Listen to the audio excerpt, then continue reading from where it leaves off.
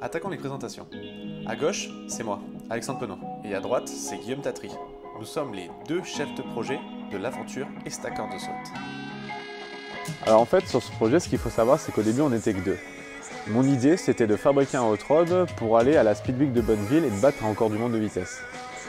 Après, donc j'en ai parlé avec Guillaume, et lui, à ce moment-là, travaillait sur un véhicule électrique. Et de fil en aiguille, il s'est retrouvé à Noël avec une BD, celle de Michel Vaillant, qui retraçait en fait toute l'histoire de Venturi. Alors on avait eu cette petite discussion sur partir à Bonneville, plein de petites idées jetées en l'air, et lui ça lui était jamais sorti de la tête, et un jour il est revenu avec cette idée-là, et la plus-value c'était que lui il voulait le faire en électrique avec un streamliner. Pour vous présenter la réception qu'on a eue du projet, si je devais caricaturer aujourd'hui cela, c'était bonjour, on est deux étudiants, on a zéro argent, on n'a encore rien sur le papier, et on veut aller battre un record du monde aux États-Unis à bord d'un véhicule électrique. Il y a beaucoup de gens qui nous ont regardés en disant allez-y, faites, ça a l'air d'être un beau projet, mais on le sentait dans leur regard que pour eux c'était un projet irréalisable, inconcevable. Deux étudiants qui avaient cela, ça pouvait rester qu'à l'état de rêve. Alors la difficulté principale quand on part d'une feuille blanche pour un projet de cette ampleur, c'est qu'il a d'abord fallu faire un grand travail de recherche pour réaliser l'état de l'art et comprendre qu'est-ce qu'on devait faire et qu'est-ce qui avait déjà été fait par le passé. Les difficultés de communication qu'on a eues au début du projet, ça a été que nos chers amis de Parti Châssis voulaient faire un streamliner de la largeur d'un char d'assaut et qu'on a dû leur expliquer qu'au niveau de l'aérodynamique, c'était pas ce qu'il y avait de mieux.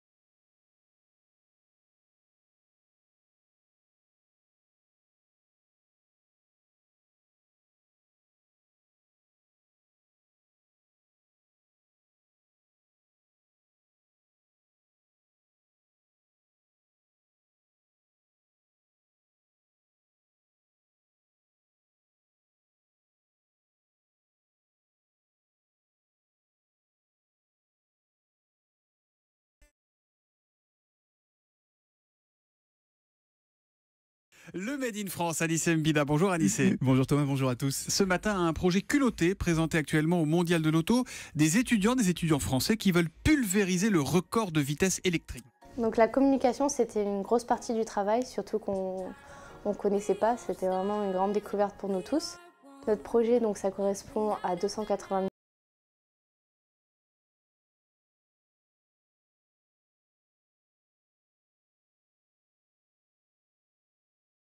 Faire parler de nous, de montrer notre véhicule et de trouver des partenaires.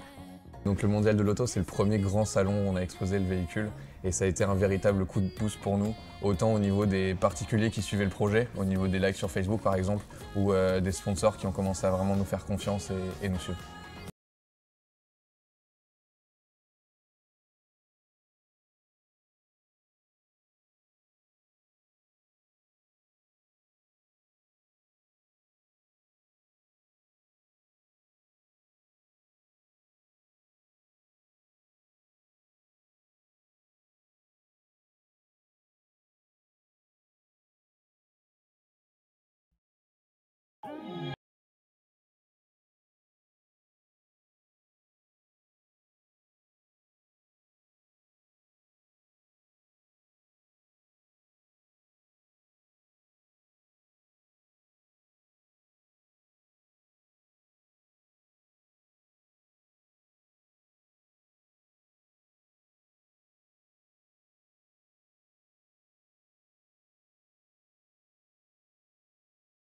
Le gros plus de ce projet, c'est que tout au long de sa construction, on a travaillé sur plein de domaines complètement différents. On a fait de la chaudronnerie, de la soudure, on a travaillé du composite, on a vu les bases de l'élec, de comment faire un faisceau. Et ça a vraiment été un gros plus de pouvoir toucher à tous ces domaines.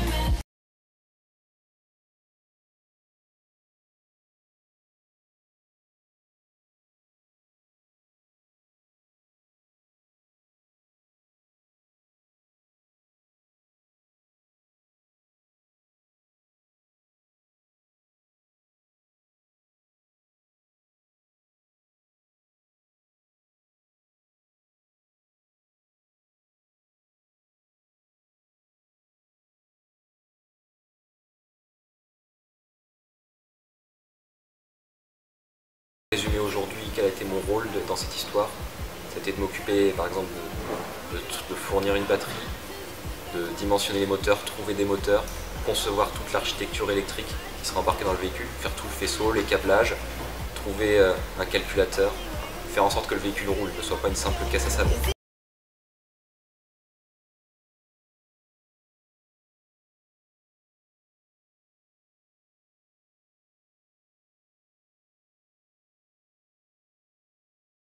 Une note, alors qu'ici on est vraiment confronté à la réalité. Ici, étant donné qu'on a un budget à respecter, on doit prendre en compte une contrainte de coût pour commencer et aussi réfléchir aux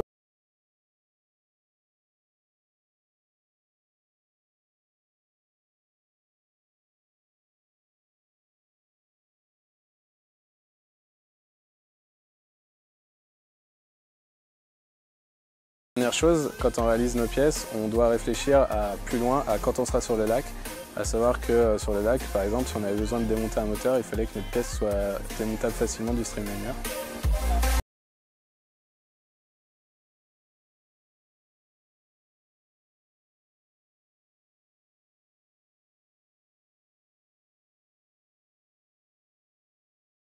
Si tu fais pas un minimum attention à ce que tu fais, si tu n'es pas un minimum ordonné, tu peux pas fabriquer une machine fiable et une machine sûre. Moi, la première chose que j'ai eu à la conscience, c'est d'abord que j'allais monter dedans. Et si c'était pas moi, ça serait quelqu'un d'autre, ça serait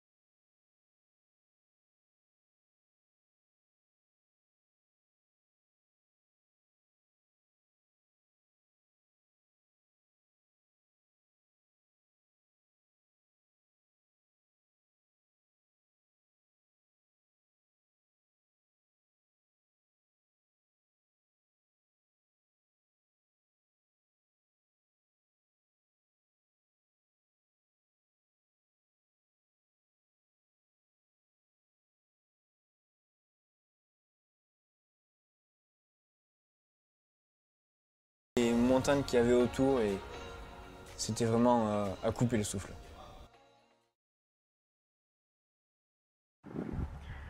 Bonjour à tous. Alors chez nous il est 7h du matin, quasiment 6h et quelques. Et on est levé pour 3 d'entre nous depuis 4h30. Parce qu'en fait les pits ouvrent ce matin à 8h.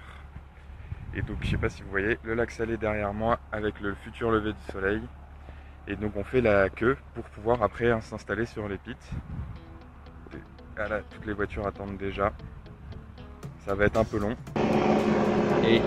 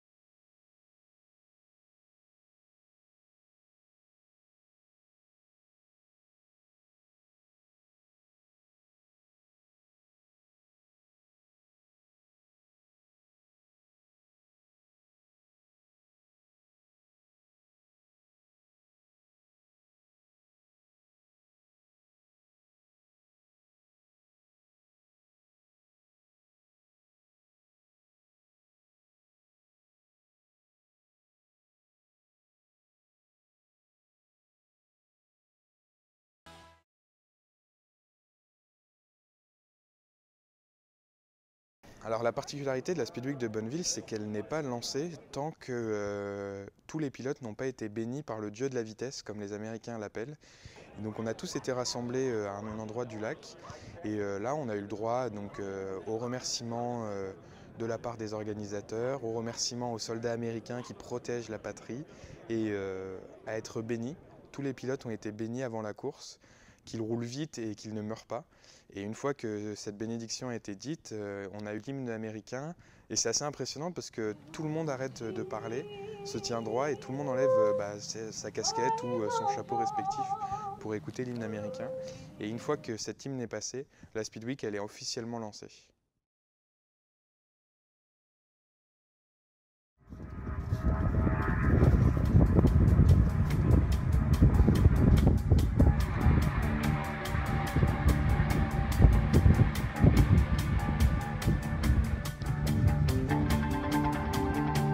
On est arrivé sur le lac, grand moment d'euphorie, tous contents d'être enfin présents sur ce sel et de pouvoir marcher sur cette étendue blanche. Et là, le compte à rebours était lancé. On avait 2 jours pour terminer le véhicule, faire le circuit d'eau, ajuster la carrosserie, changer un pignon moteur pour pouvoir rouler le lundi. C'était notre objectif et il a fallu tous se mettre à travailler très rapidement et être le plus organisé possible.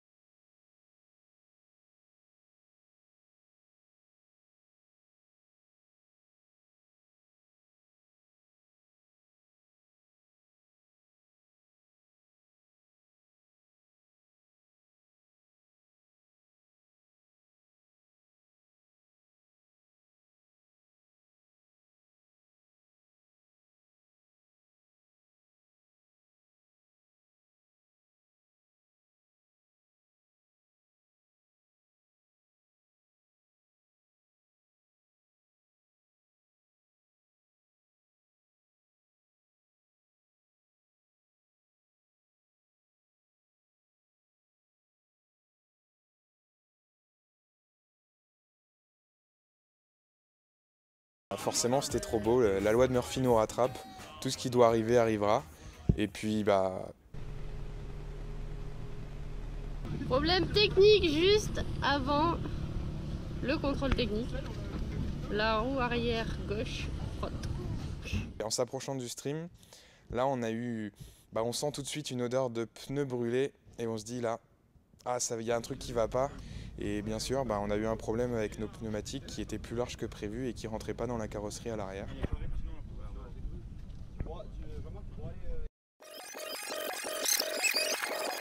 On a réfléchi donc à pas mal de solutions. On a le petit épisode où Alexandre a envoyé Vincent Zellinger dans la voiture pour qu'il réfléchisse, vu que c'était lui qui avait dimensionné la carrosserie. Il lui a dit je te laisse 15 minutes ou sinon je découpe la carrosserie. Donc on a vu la tête de Zellinger se fermer complètement. Et du coup il est parti, il a réfléchi et 15 minutes plus tard il n'avait pas trouvé de solution.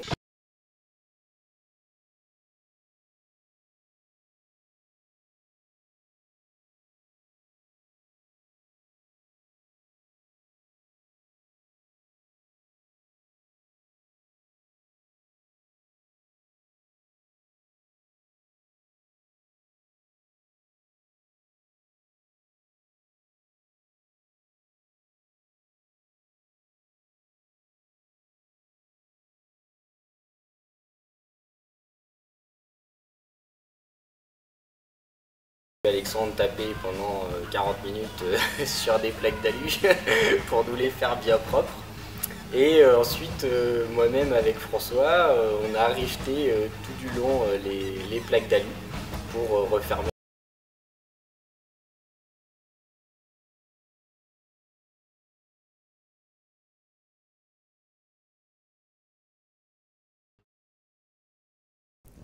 Après tout ce dur labeur, on a su qu'on ne pouvait pas passer le contrôle technique, mais on a quand même réussi à faire de magnifiques photos sur le lac salé de Bonneville, et c'était vraiment un rêve pour nous.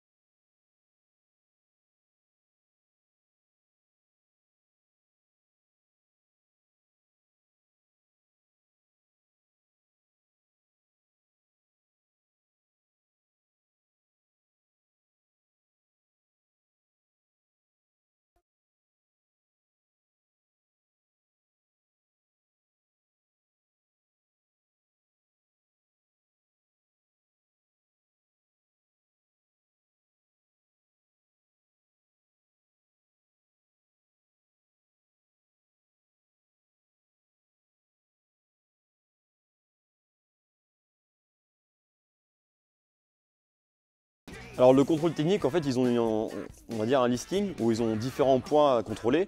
Donc ça va être surtout au niveau de la cellule de survie et au niveau des trains roulants. Enfin, on a ramené le véhicule sous les tentes du contrôle technique. Au début, donc moi je savais d'avance qu'on devait avoir que 2 personnes pour vérifier le véhicule. Et au final, on a eu facilement 7 ou 8 inspecteurs qui sont venus regarder autour du véhicule.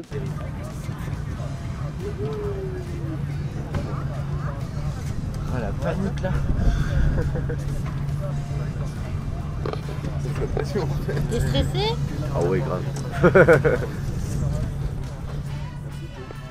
C'était à la fois intimidant parce qu'on se disait il y a encore plus d'œil que ce qui était prévu et ils vont peut-être trouver un point que ça va pas leur plaire, etc. Et moi justement, je tournais l'oreille pour écouter ce qu'ils discutaient entre eux. Et c'était tout l'inverse en fait, il y avait des inspecteurs qui disaient wow, le système de suspension c'est impressionnant, ou même ils regardaient la construction au niveau du tube et ils disaient ah ouais ça c'est du solide, ça va pas bouger d'un poil, là ils sont tranquilles là-dessus. Et enfin c'était un peu l'opposé de ce que je m'attendais quand j'ai vu tout ce monde commencer à se ramener autour du véhicule. Ce que nous disaient les gens de la réglementation, c'était qu'ils étaient plutôt contents et assez impressionnés qu'au final, notre véhicule, on n'avait que 5 gros points à modifier sur le véhicule, alors que quand ils prenaient l'exemple de certains d'autres véhicules, ils avaient facilement 2 pages de points à modifier avant de pouvoir rouler. On se compare quand même à des grosses équipes. Il y en a qui arrivent là, ils ont beaucoup d'expérience, même si c'est pas forcément dans les véhicules de vitesse, c'est quand même des personnes qui sont du métier, en général des mécanos, des passionnés, etc. Et quand on arrive là-bas en tant qu'un groupe de jeunes étudiants et on nous dit vous avez fait du très bon boulot, tout de suite c'est ok, bon je pense que ça a été une très bonne semaine. Après toutes les modifications techniques, donc on a finalement réussi à avoir le contrôle technique qu'on essayait d'avoir depuis plusieurs jours maintenant. D'ailleurs avec Célina qui nous racontait tous les matins, qui nous a réveillés en secouant nos tentes en nous disant demain on roulera, et au final on ne roulait pas. On attendait, on laissait passer le délai, mais au final on a réussi. On a réussi au final, et donc du coup il y a eu les 2 commissaires qui étaient là pour nous donner le contrôle technique, qui sont au final partis. On a attendu tranquillement, sagement qu'ils partent, et ensuite...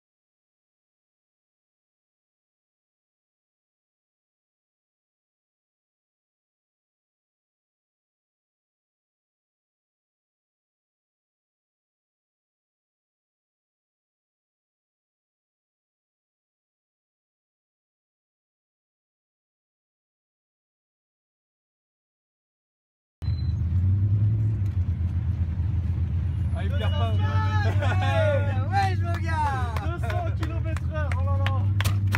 Alors, c'est quoi la sensation? C'est trop bon. On est à combien? Putain. Attends, faut que je rallume. T'as vu combien affiché? Hein? T'as vu combien affiché? Ah bah 200. 200 pile? Ah oui, t'es arrivé à doser? Désolé, je t'ai pas écouté. Ça poussait encore? Ça poussait encore large. Ça poussait encore large, mais je me suis arrêté après, on va se faire engueuler. J'allais tantôt. C'est surtout qu'on n'aurait pas validé le routier. Ouais, on n'aurait pas validé. J'étais à 200, j'étais mi-pédale. Bah voilà. Bah voilà, il reste 200. Could take it back, I wouldn't hesitate. We never said